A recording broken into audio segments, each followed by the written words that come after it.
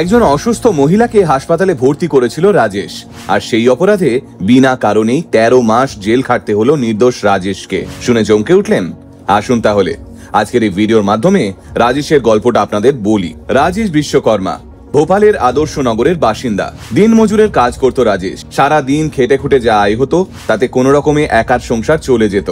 নিজের বলতে এক দাদা রয়েছে রাজেশের, বাবা মা কেউই নেই। এই রাজেশের প্রতিবেশী ছিলেন এক মহিলা, তার সাথে রাজেশের বেশ ভালোই পরিচয় ছিল। প্রতিবেশী হিসেবে খোঁজ খবরও রাখতেন একে অপরের। গত বছরের মাঝামাঝি এমন একটা ঘটনা ঘটে, তারপরেই সম্পূর্ণ বদলে যায় রাজেশের জীবন। রাজেশের প্রতিবেশী ওই মহিলা কিছুদিন ধরেই অসুস্থ বোধ করছিলেন। ভেবেছিলেন নিজের থেকেই অসুস্থতা সেরে যাবে, কিন্তু তেমন কিছুই হয়নি, বরং অসুস্থতা ক্রমশ বাড়তে থাকে। 16 জুন 2024-এর ঘটনা। রাজেশের প্রতিবেশী ওই মহিলা রাজেশকে ডেকে বলেন তার শরীর ভীষণ খারাপ লাগছে।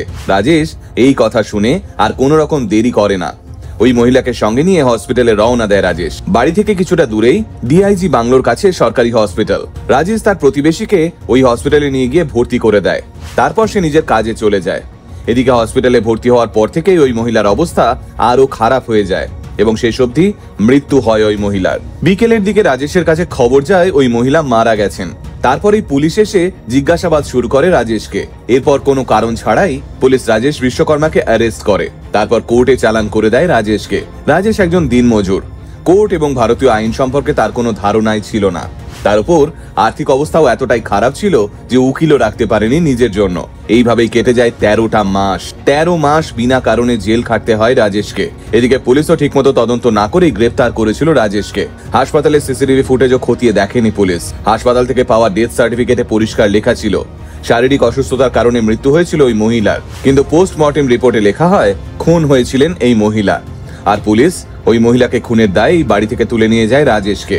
এরপর রাজেশের হয়ে কোর্ট থেকেই একজন সরকারি আইনজীবী ঠিক করে দেওয়া হয়। সেই আইনজীবীর নাম রীনা ভার্মা।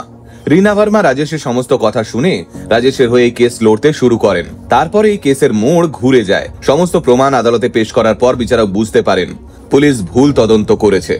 এরপরেই ছেড়ে দেওয়া হয় রাজেশকে। রাজেশ বর্তমানে ছাড়া তো পেয়ে গেল, কিন্তু বিনা কারণে তাকে 13 মাস জেলে কাটাতে হলো। এখন রাজেশের প্রতিবেশী থেকে শুরু করে আত্মীয় স্বজন সবাই রাজেশকে জেল খাটা আসামি বলে অভিহিত করে। কেউ কোনো কথা বলে না রাজেশের সঙ্গে, সবাই রাজেশকে এড়িয়ে চলে। কেউ কোনো কাজও দেয় না রাজেশকে। আগে দিনমজুরি করে তাও সংসার চলতো, কিন্তু এখন চারদিকে ছড়িয়ে গেছে রাজেশ জেল খেটেছে। সবাই তাকে ক্রিমিনাল ভাবে, তাই কেউ ভয়ে কাজ দিতে চায় না রাজেশকে। এখন রাজেশের আয় বলতে প্রায় শূন্য। নিজের প্রতিবেশীকে বাঁচাতে গিয়ে একটা নির্দোষ ছেলেকে যদি এইভাবে জেল খাটতে হয়, তাহলে এরপর কি কেউ আর বিপদে পড়া অচেনা মানুষকে সাহায্য করবে? এমনিতেই এখন রাস্তায় অচেনা কোনো ব্যক্তি অ্যাক্সিডেন্টের শিকার হলেও কেউ তাকে পুলিশের ভয়ে সাহায্য করতে চায় না। ফেঁসে যাওয়ার ভয়ে এড়িয়ে যায় এইসব ঝামেলা। আইন কানুন যদি না বদলায়, তাহলে এমন একটা দিন আসবে যখন আর কেউ কাউকে বিপদে পড়লে সাহায্য করবে না। রাজেশের এই এমন অবস্থার জন্য দায়ী কে? ভারতীয় আইন নাকি সে নিজে?